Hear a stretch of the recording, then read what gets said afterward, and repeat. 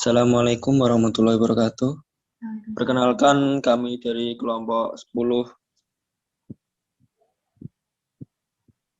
ingin mempresentasikan sebuah materi yang berjudul Strategi Siswa Agar Berani Mengajukan Sebuah Pertanyaan dan Materi yang Diajarkan. Anggota kelompok kami yang pertama yaitu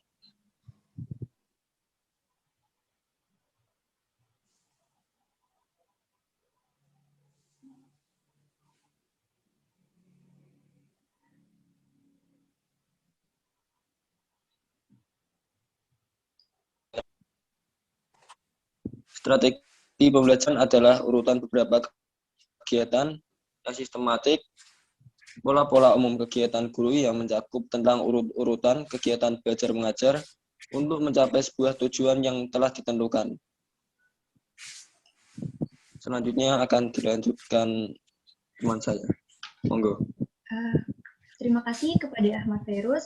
Saya Zakia Triananda akan menjelaskan tentang materi selanjutnya, yaitu faktor apa saja yang mempengaruhi keaktifan belajar siswa. Oke, faktor-faktor yang mempengaruhi keaktifan belajar siswa terbagi menjadi dua, yaitu faktor internal dan faktor eksternal. Yang pertama yang akan saya bahas yaitu faktor internal.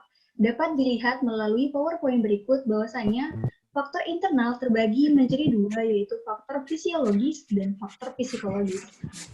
Yang pertama yaitu faktor fisiologis. Faktor fisiologis meliputi keadaan jasmani. Pasti ada yang bertanya, kenapa sih faktor fisiologis dapat mempengaruhi keaktifan belajar siswa? Karena apabila kesehatan peserta didik terganggu atau kurang fit, pasti pada saat KBM berlangsung, mereka tidak dapat berkonsentrasi, sekaligus kurang bersemangat pada saat KBM berlangsung. Oleh karena itu, kita sebagai pendidik perlunya harus mengetahui keadaan fisik atau jasmani peserta didik kita nanti dengan mengajukan sebuah pertanyaan sederhana seperti apakah mereka sudah makan, apakah semalam tidur mereka cukup, sehingga mereka dapat berkonsentrasi pada saat pembelajaran berlangsung. Oke, yang kedua yaitu faktor psikologis. Faktor psikologis meliputi perhatian, ingatan, serta tanggapan.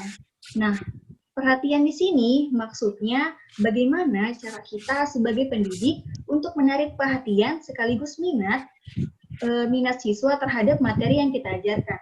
Oleh karena itu, kita perlunya mempelajari strategi pembelajaran untuk mengetahui metode, taktik, serta teknik agar dapat kita lakukan di dalam kelas, sehingga materi yang kita ajarkan tidak menimbulkan kebosanan bagi peserta didik.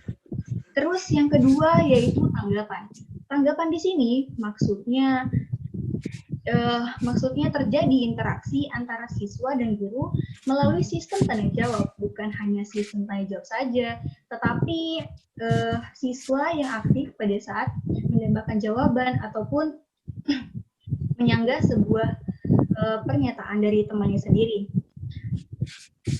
Terus yang ketiga yaitu ingatan. Ingatan di sini memerlukan peran penting seorang guru dan juga orang tua di rumah. Nah, peran kita sebagai guru untuk memperkuat ingatan siswa dengan materi yang kita ajarkan, perlunya materi yang kita ajarkan itu harus sekiranya menarik bagi mereka. Kita, seorang guru harus bisa saja, kita sebagai seorang guru bisa saja menggunakan media pembelajaran yang sekiranya menarik bagi mereka seperti video animasi, mapping kreasi dengan alat kreasi lainnya, sehingga pada saat kita menjelaskan materi tidak mudah mereka lupakan dan dapat mereka pahami, sehingga tidak mudah mereka lupakan.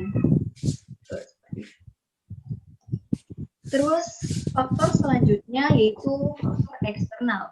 Faktor eksternal sendiri terbagi menjadi dua, yaitu faktor non-sosial dan faktor sosial. Nah, faktor non-sosial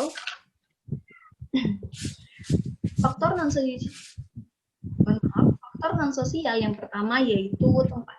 Tempat di sini lebih ke ruang kelas, yang dimana ruang kelas di sini harus terbilang nyaman bagi peserta didik agar mereka dapat berkonsentrasi penuh pada saat KBM berlangsung.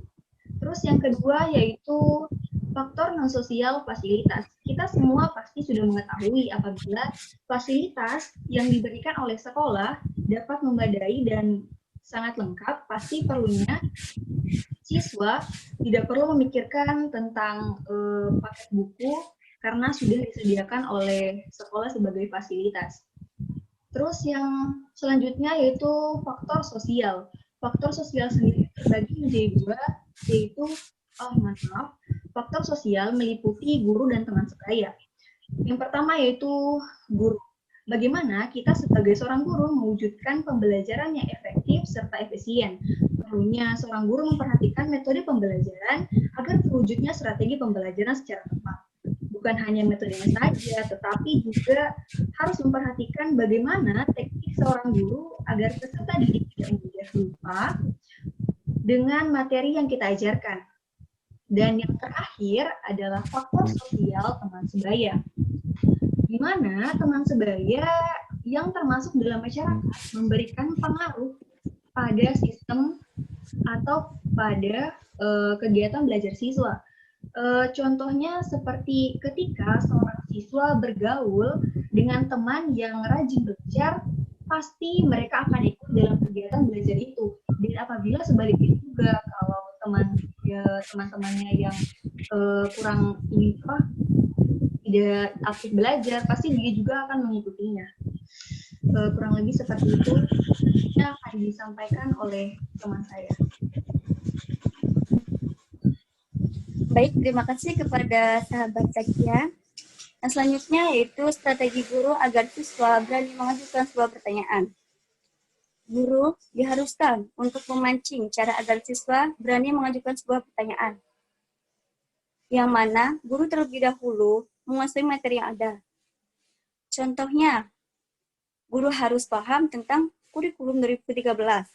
Karena pada dasarnya, kurikulum tersebut menyangkut dari bagian strategi para guru untuk melakukan pendekatan pembelajaran yang efektif dan efisien.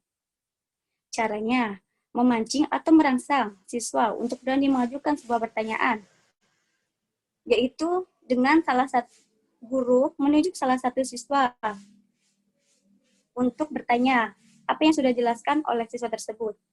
Di samping itu, pada anak tersebut,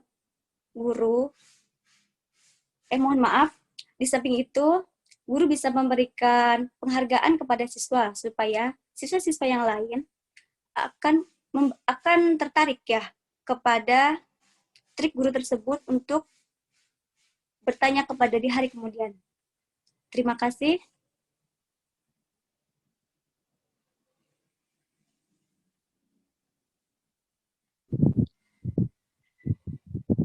Terima kasih atas materi yang disampaikan oleh teman-teman. Sekian presentasi dari kami. Kurang lebihnya mohon maaf. Wassalamualaikum warahmatullahi wabarakatuh. Waalaikumsalam.